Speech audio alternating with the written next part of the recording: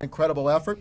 The city of Denver now estimates to have spent some $2 million in shelter, transportation, food, and other costs. And so with that, I want to thank the state for helping to make funds available to us as well.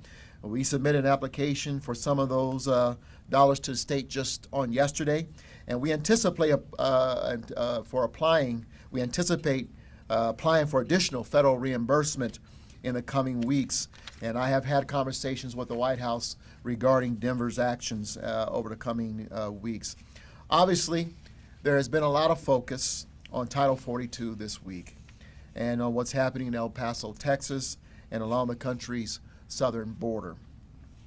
But I want to be clear, as I've told the national media, our immigration system has been broken in this country for quite some time now, well before the pandemic and Title 42 took effect. With or without Title 42, we still have an immigration system that is failing us. And so once again, I want to be very clear, and I know so many of my colleagues, our counterparts across the country, share this sentiment with me because I've spoken with them directly. I implore Congress and the administration to act and to act quickly. We need bold interim steps today, but we also need a long-term strategy and plan and policy around immigration. Again, I've talked to mayors all of this country during this week, and we are united. We need help. Cities are taking the brunt of the crisis, and we're all at a breaking point.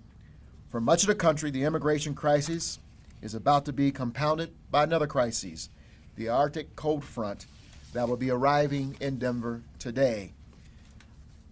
We are also calling on our community to help us as well. Let me make sure, because I think I missed a point. You all know that we are opening up a warming center at the Colorado not the Convention Center, but the Coliseum later today, beginning at 3 o'clock. Again, it will be a 24/7 warming center beginning at 3 o'clock. This facility will be available to anyone who needs it, including our neighbors experiencing homelessness, the migrants who have recently arrived in our city, and anyone from the general public who needs a safe place to be warm. Everyone is welcome, and I want to make that clear.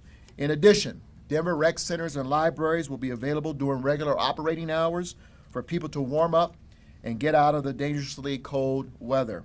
I want to be clear, the weather we are anticipating this afternoon and through the next 2 days will be extremely dangerous, and I encourage everyone to stay inside, to seek shelter, and to limit time outdoors. I'm going to turn it over now to Britta Fisher, our Executive Director of Denver's Department of Housing and Stability, to give you more information on that. Britta? Thanks, Mayor. Severe weather poses a significant and serious danger to those staying outside. We have capacity in our shelters for people experiencing homelessness, and the addition of the Coliseum as a 24/7 warming center. We have a strong sheltering system here in Denver, and we always stand ready to meet the needs of our community of unhoused residents. Within our regular sheltering system, a total of 1,936 persons experiencing homelessness were sheltered on Monday night. We encourage people to come inside. People can learn more about how to find shelter at denvergov.org/findshelter. We also want to thank our outreach workers, our park rangers, the police, our partners and advocacy organizations that are actively reaching out to our unsheltered individuals throughout Denver to let them know that this severe weather is coming and to assist them in finding and getting to shelter. The Department of Housing Stability's outreach team and our partners have 36 staff members working extended hours till 9 p.m. daily, putting all their efforts to getting people inside, safe from this incoming storm, so we can save lives. As this storm moves in today, on the shortest day of the year and the longest night of the year, the Denver community holds an annual memorial vigil to remember those who passed away over the past year while experiencing homelessness, some due to exposure. A reminder of how important our efforts are to encourage everyone to come inside. More than 260 people will be remembered at tonight's vigil. This is coordinated by the Colorado Coalition for the Homeless. The memorial tonight will be held from 5 to 7 p.m. in front of the city and county building. For many, this will be the only service to mark their passing. Luminaries will feature individuals' names, and their names will be read aloud throughout the event. Everyone is welcome to attend, but please come early and bundle up well for these conditions.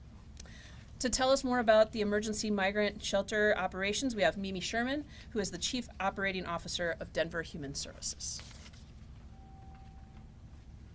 Thank you, Britta. As the mayor said, we're continuing to see a large number of migrants arriving in the city every day.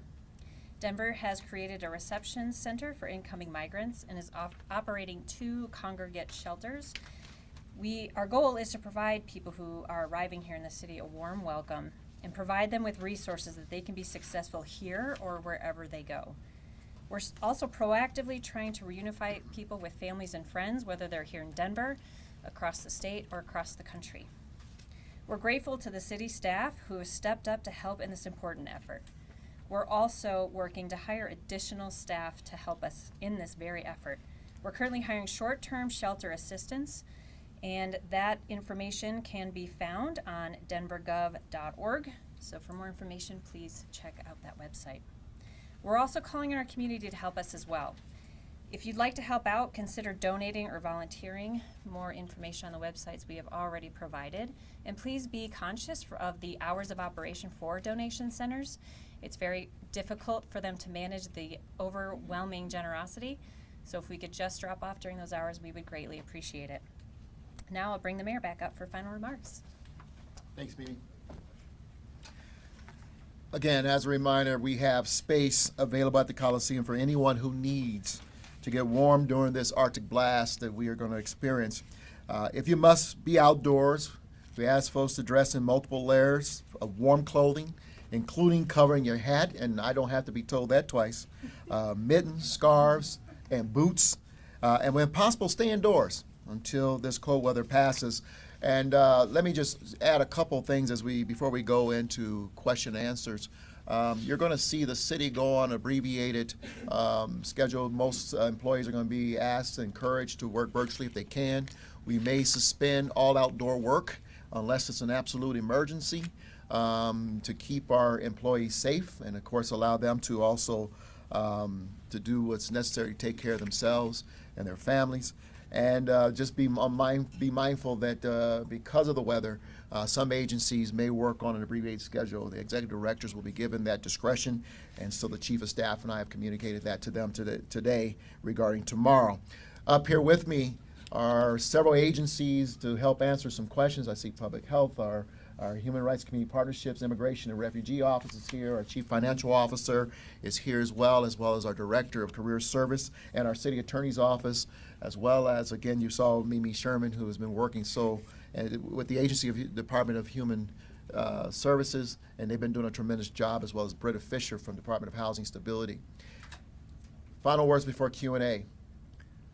To my entire team, in particular, Chief of Staff, Deputy Chief of Staff, and Chief Strategy Officer Evan Dreyer, our Director of Emergency Operations, Matt Mueller, and all of the city employees who have been in what we call the basement of City Hall, working in the Emergency Operations Center without ceasing. Thank you. The city is riding your shoulders through this challenge. And to all the city employees and volunteers who showed up at the shelters, who've raised their hand and said, I will serve, some suspending their vacations, their trips, we thank them as well, because we could not get through this without them. And of course, to all of our partners, a lot of the nonprofits and community-based organizations who've stepped up and have given so much to help the city get through this. Has been tremendous. So let me stop there and answer some questions. Yes, sir. Mayor, it seems like there's been a lot of support coming in, both from volunteers, donations, and stuff like that. Is it appropriate for a city-led effort like this to rely on the public sector to help give those resources to make this work? It's, this is a moment that has come to us, not given us much opportunity to prepare for it, particularly at the level and scale in which it's hit us. But absolutely, this has to be a complete community response. We cannot do this without the community response. And thankfully in Denver, we have a community with a generous spirit, and they have responded accordingly, and we're grateful for it. Mayor Yes. Hancock, is there perhaps a message that either yourself or perhaps Governor Polis should be sending, maybe to, I don't know, local governments across the border, telling them that maybe right now, today, tomorrow, not the right time to send people to Colorado, specifically Denver, where the weather is just gonna be super, super bad, and climate that they've never followed? Well, first of all, that assumes that the government's sending people to the city of Denver, and we haven't arrived at that conclusion. What we do know is that there are many cities across this country. I've talked to no less than 10 mayors this week who are they're raising the red flags, and we are at a breaking point. So it's not just Denver. As the storm Arctic blast goes across the nation, cities like Chicago and New York and Minneapolis, who are also seeing migrants, a surge of migrants, are saying the same thing. Not only are we worried about people being outdoors during this time, but we are at a breaking point in terms of resources and ability to accommodate people. So we're all raising the red flag. That's why we're all talking to various counterparts across the country, as well as the White House and our members of our congressional delegation. Mayor, you say the city's at a breaking point. What's the point when the resources run out? Well, What's the level we can't handle? yeah, I appreciate that question because it is a balancing act, and we simply are trying to do the best we can to respond to the current challenge that we have. There will come a time, I hope, where people will understand that we have, just like in anything, we have finite resources, and we are going to have to make a call based on the resources that we have available. We're out of capacity to safely and humanely shelter people. Our finances are at the brink, and as the mayor and as members of city council, as agency leaders, we got to be honest and say we can't do anymore. We have come to that point, and so we've got ongoing conversations with the state and federal government about that. And at some point, and I know that I'll be appropriately advised by the people standing here. I trust them immensely to let me know where we are and for us to make the call. How much was the financial request of the state? Go ahead, Margaret. Daniels. Good afternoon, Margaret Danuser, Chief Financial Officer. We submitted an application to the Department of Local Affairs yesterday for $1.5 million. How much capacity is there at the Coliseum? How many people can you house? 225. 225 guests can be served at the Coliseum. What happens if you hit capacity? Then we have plans to continue to overflow to additional locations with partners. Yes, sir. Are you still in the dark about the arrival of migrants at any particular time? Are you still not getting enough information about when they're showing up? We know when they're showing up every time there's a busload coming out of Texas. But the reality is that we don't know the number of people at any given time. Evan, I don't know if you want to comment on what we know beforehand, but to my understanding is we don't know until they get here. Oh, Mimi, I'm sorry. Well, of course you could. Happy Got to the team answer. here. Yes, happy to answer that we actually don't know. Our reception center is the first point that we actually start interacting with these folks, and so it can vary by time of day, hour. So, but in between the time that they get off the bus or any mode of transportation to that first reception, are you concerned about tonight and tomorrow night, how cold it's gonna be, just in that in-between period? We are always concerned with how cold it's going to be, and anybody who's not sheltered at the time. We don't know who's coming, and we're trying to respond as quickly and as adequately as we can. We just don't know who's coming. Are you guys having somebody at the reception point, RTD station, waiting for immigrants to arrive? We have people at the reception center, and there are advertisements about where to go for help, so they know where to go, and they're following those instructions and showing up en masse. How do they know where to go to the reception center? There are flyers in the bus stations letting them know where to go. Mayor, have you talked to the governor about activating the National Guard to give you some support? We know that you're trying to hire people, but would the National Guard be a better way to just kind of get involved in this situation? I've had communications with the governor, and we continue to have ongoing conversation with the governor's office, so they are kept abreast of what's happening here. And not specifically, to answer your question, not specifically about the National Guard, but certainly not something I would rule out if we felt like there was a need to activate them for the situation. Mayor, I heard there was some conversations going on in the advocate sector of the city that said, basically folks are saying, look what the city can do to address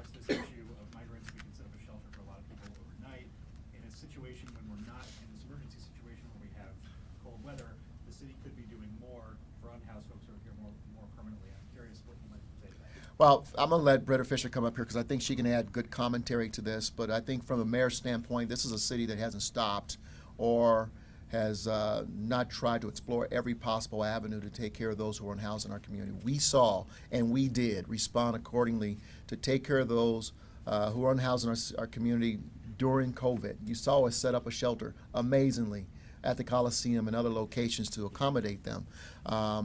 We do on a daily basis, ongoing basis, work to make sure that there are safe, decent facilities for folks to be sheltered every night in this city. We're expending an exorbitant amount of resources to do just that. We won't stop. And so I think some of the advocates who may say that are being disingenuous about the realities of what the city of Denver is investing to take care of those on a daily basis who are unhoused in our community. Our consistent answer has been that we always flex to meet the needs as we can, and I think these last couple of weeks show that.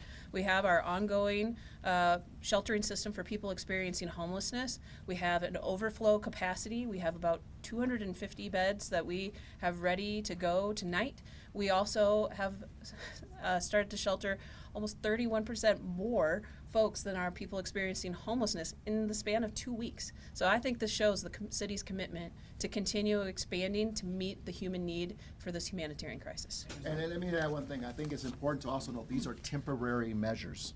These are not meant to be long-term. You cannot lock down the Coliseum on a permanent basis, and you cannot lock down these recreation centers for a permanent basis. We're already working and talking about how we transition from these temporary shelter facilities today, because we got to get them back online. So just given the comment that we're close to hitting the limit as far as what we could do, is there any danger that we might be able to, we would be limited in our ability to help folks that are here more long term?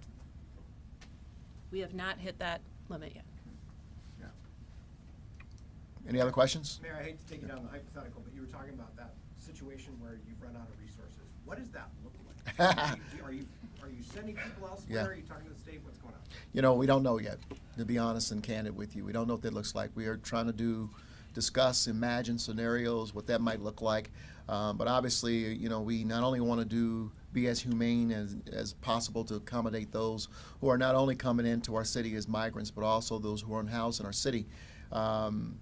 We also have finite resources. We don't have, open chests of resources that we can constantly pull from without endangering the financial viability of the city. And there's going to be a time when the state can no longer respond, and the federal government is as we know, slow and limited in its response. So we'll know it when we get there, or at least as we approach it. But we just will simply have to be honest with ourselves about how much more we can do without compromising the viability and well-being of everyone in the city. Mr. Mayor, how quickly can we open those additional centers? Because if there's 225 beds at the Coliseum, it seems like one busload of migrants could Yeah. put us at capacity. We continue to have partners who are discussing opportunities for where people could be as soon as this afternoon. So we are going to see how many people come in and what more is needed. How long will the Coliseum be open as a warm shelter? At least through Saturday morning, and then we'll see how the weather pattern changes or evolves. One more, and we're out. Any sense of how long the emergency shelters for migrants will stay open? Again, I think it'd be important for us to think about how we can transition. I mean, that's the thought process, transition to more transitional or at least medium to long range care for the migrants, as well as everyone else we come in contact with who are unhoused in our city. That's our mission. Now it's exacerbated and expedited because of the challenge of migrants coming here without a place to go. But we'll see. And the reality is that I want you to imagine that when we think about where we temporarily shelter people, there's a lot has to go into that. It has to be accommodating. It has to be ADA accessible. We have to make sure that we can take it offline for a period of time, that there are right facilities to accommodate them while they're there.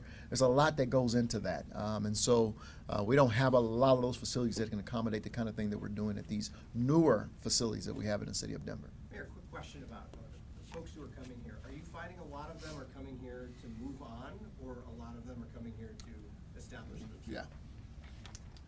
I got down now. You know, we've been trying to nail down a percentage of people just to give a guess. It seems to be between 50 and 60% do have a plan. Do they follow through with that plan?